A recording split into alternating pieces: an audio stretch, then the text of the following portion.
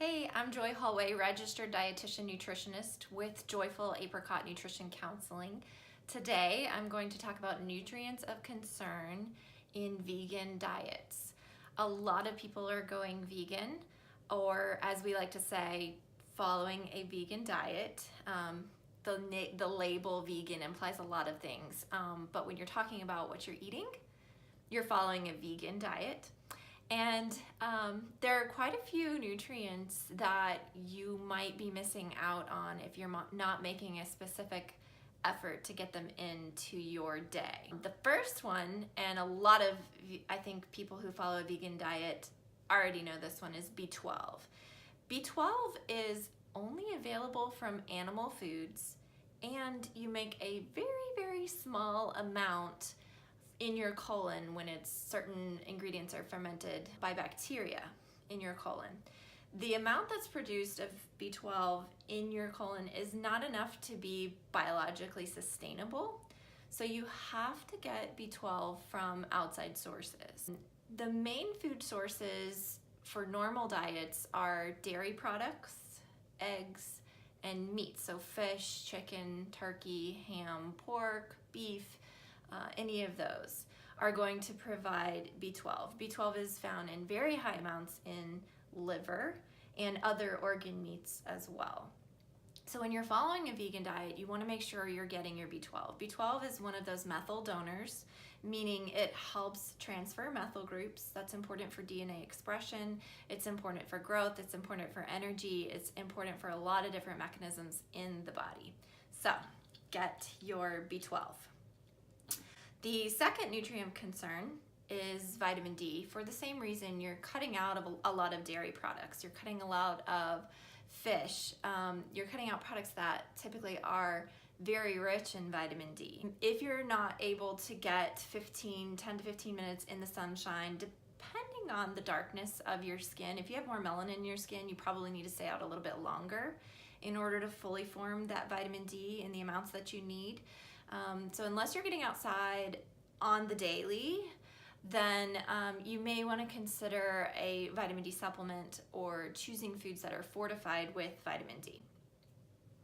The next ingredient that you're at risk for following a vegan diet is omega-3 fatty acids. Now, omega-3 fatty acids come in two forms. There's a plant form or a vegetarian form, and there's a further converted form. The first are going to be your omega-3s, your linoleic and linolenic acid. Those are found in plant foods like flaxseed, soy, different vegetarian type foods. And your body can convert them to an active form, which is DHA and EPA. These are typically the true fish oils. So these are the already converted linoleic and linolenic acid, which are essential fatty acids. Your body can't produce these.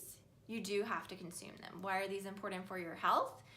They're anti-inflammatory. So a lot of health conditions, a lot of health problems are caused by an inflamed state. And the more you can get in your anti-inflammatory ingredients, the more you can tamp down that heat caused by inflammation in the body, the better you're going to feel, the healthier you're going to be, and you're going to reduce your risk of all kinds of chronic diseases. The next ingredient that you're at risk for deficiency when following a vegan diet is calcium, primarily because you've removed dairy products. Now, a lot of vegan foods are fortified with calcium. So for example, almond milk and some of the other replacement milks do have added calcium, and sometimes also that added vitamin D, which is excellent. So just make sure that you're getting those fortified foods with calcium. Almonds and different kinds of nuts are great sources of calcium. Vegetables and leafy greens can be a source of calcium. However, sometimes those cofactors or those ingredients within plant foods can bind up minerals. So actually cooking some of your spinach or your leafy greens can help liberate some of that calcium that's bound up in, for example, an oxalic acid. Those can bind together and keep you from absorbing the calcium that's within that plant food or that vegetable food. So making sure that some of your greens, you're cooking them, can help you increase the bioavailability of calcium from that food. So that's calcium. The next one is iron. Whenever you're consuming red meats, chicken, fish, those sorts of foods, they're very rich in bioavailable iron that is easily absorbed. Whenever you have the ferric form, which is another type of iron form which is found in plants, it's more difficult to absorb it. It's just a little bit more of a challenge because of the charge. It has an extra positive charge on there that makes it a little bit more of a challenge for your body to actually increase the absorption of it. So you're still getting iron if you're getting in those leafy greens, but if you're feeling fatigued, if you're feeling tired, if it's hard to stay warm, you may want to look at your iron level, your iron status. Normally iron depletion doesn't happen immediately when you start following a vegan diet. It happens over time. It's one of those kind of similar to B12 that it would take a little while to show up, but once it's there, as soon as you start taking those nutrients in a different form, in a vegan form, you're gonna start feeling much, much better. And the last ingredient that both vegetarians as well as vegans or people following a vegan diet are at risk for deficiency in is zinc. And it's for the same reason. When you cut out dairy products and meats, you're cutting out a very primary source of that nutrient. Now, a caveat is a lot of pastas are fortified with most of the ingredients that I've just listed, not normally calcium, but they're fortified with iron. They're often replaced with the B12 or the B vitamin group. All of those are gonna be present in that fortified food, for example, like the pasta.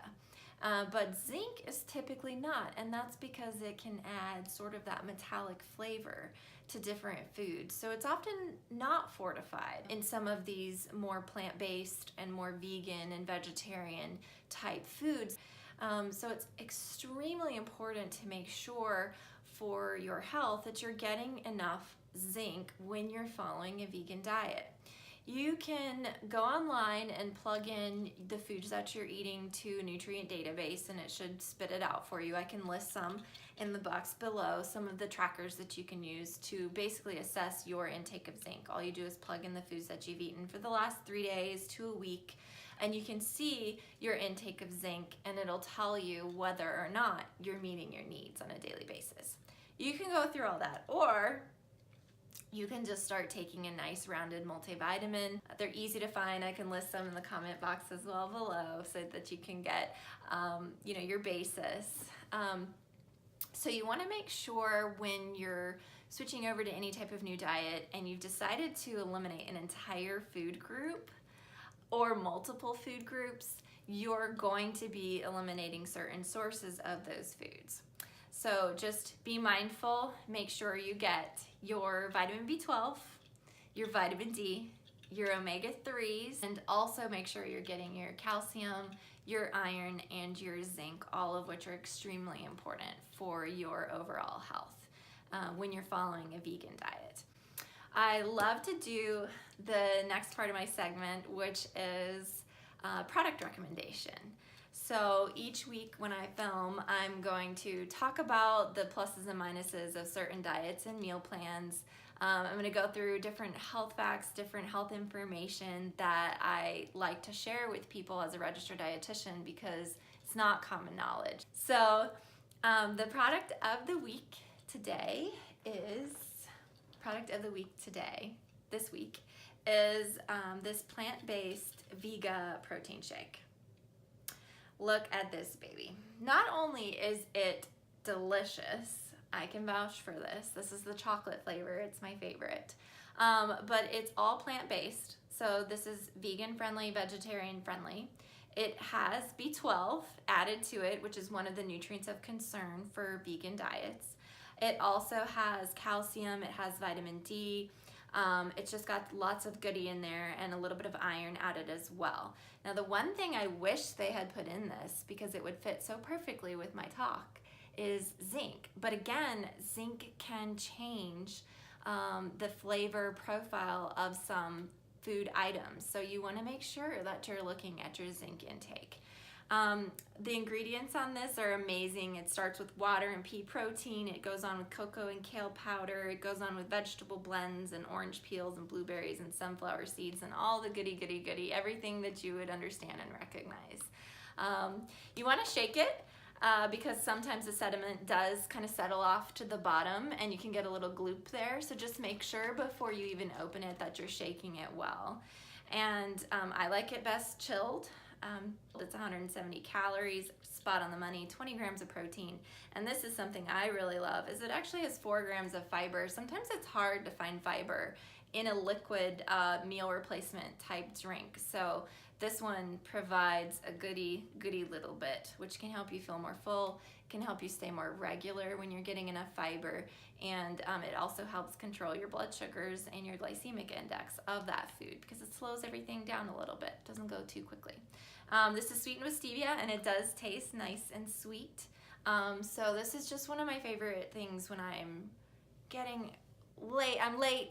I'm trying to get out the door and maybe I'm not really hungry yet, but I can definitely take this, drink it in the car on my drive to work, and just make sure I start my day off with some vegetables, some nutrition, some hydration. So that's my product of the week recommendation. You can find this in a lot of places. I've seen it at Walmart. I've seen it in a powder form as well. I purchased this from Sam's Club. And then I think they've recently changed their bottle though. So you may notice like an actual plastic bottle versus the carton. So don't shy away from that. Just look at your nutrition profile and make sure it lines up with your goal. So I hope you've enjoyed this video. This is the first of hopefully many. Describing some of what I feel as a registered dietitian nutritionist are some of the most important things for people to know when they start eating differently. When they start choosing a new meal plan, or when they start a different type of lifestyle from what they were maybe doing before. I'm also going to share all the tips and tricks and all of the tools that I have at my disposal as a dietitian to help you help yourself change your diet and change your eating and get healthy.